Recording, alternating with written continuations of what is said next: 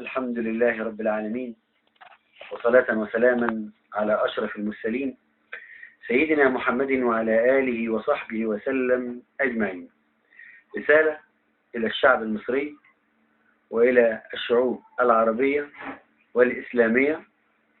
بداية، أنتم تعلمون الهجمة الشرسة التي يتعرض لها العالم الإسلامي ويتعرض لها الوطن العربي خاصة في هذا الوقت. تتداعى علينا الأمم كما أخبر النبي صلى الله عليه وسلم، كما تتداعى الأكلة على قطعتها. وهذا ما يحدث الآن، فلا بد من وقفة حازمة قوية لمواجهة هذه الأمور العظيمة.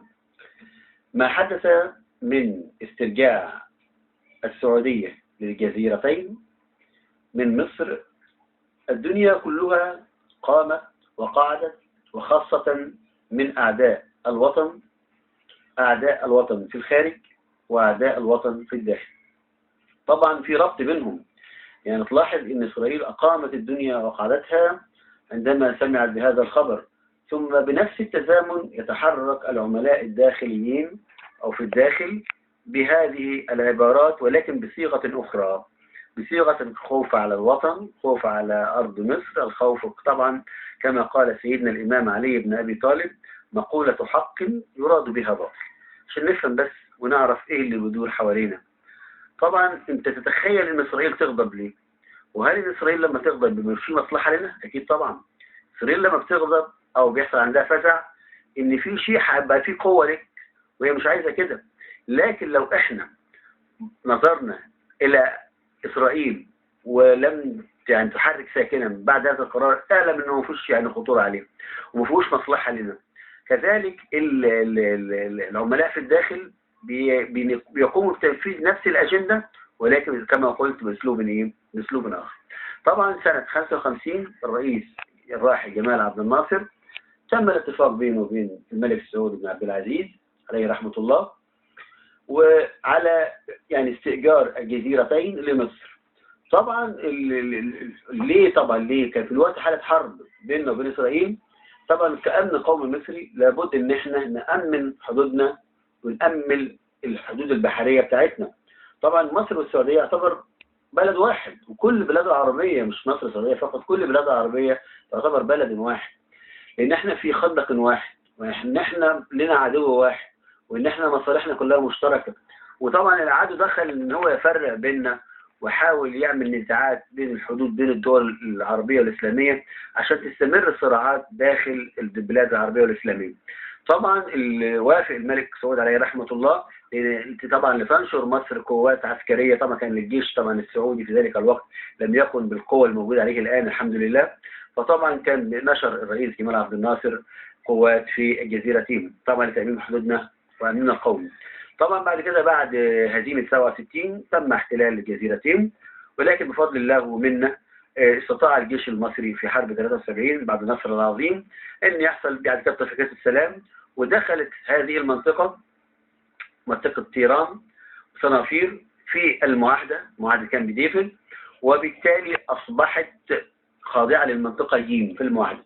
والمنطقة جيم طبعا لا يكون فيها تسليح أو أسلحة إلا أسلحة الشرطة وأسلحة خفيفة. طبعا احنا ما نقدرش، طبعا احنا ملتزمين بالمعاهدة. طبعا لما احنا السعودية تطلب مننا استرجاع الجزيرتين وده حقها الشرعي، وطبعا نشكرها على الموقف اللي أدته مع الرئيس جمال عبد الناصر. طبعا هنا أصبح الخير لنا احنا ولمصر وللسعودية وللأمة العربية والإسلامية. طب ليه؟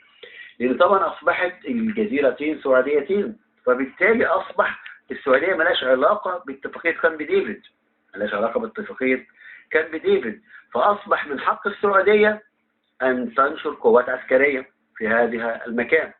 من حق السعودية أن تسمح للقوات المصرية بالتواجد وإقامة مطارات وطائرات حربية في هذا المكان، ده حقها الشرعي، وليس لإسرائيل أي اعتراض، لأن أصبحت هذه الأرض أرض سعودية لها حرية التصرف في أرضها وخارج نطاق، لأن مفيش اتفاقية بين السعودية وبين إسرائيل أو كامب ديفيد.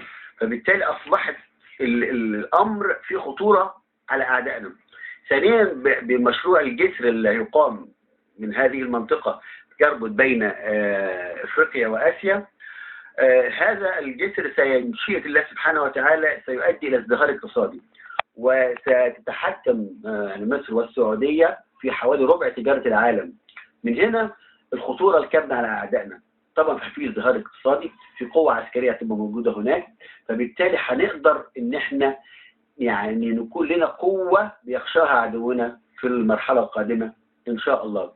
طبعا أنا بوجه رسالة لكل شاب مصري وكل فتاة مصرية ولكل إنسان عربي ومسلم، إن إحنا أصبح عندنا أعداء يروجون الآن إن الرئيس باع الأرض، إن الرئيس تنازل عن جزء من الأرض.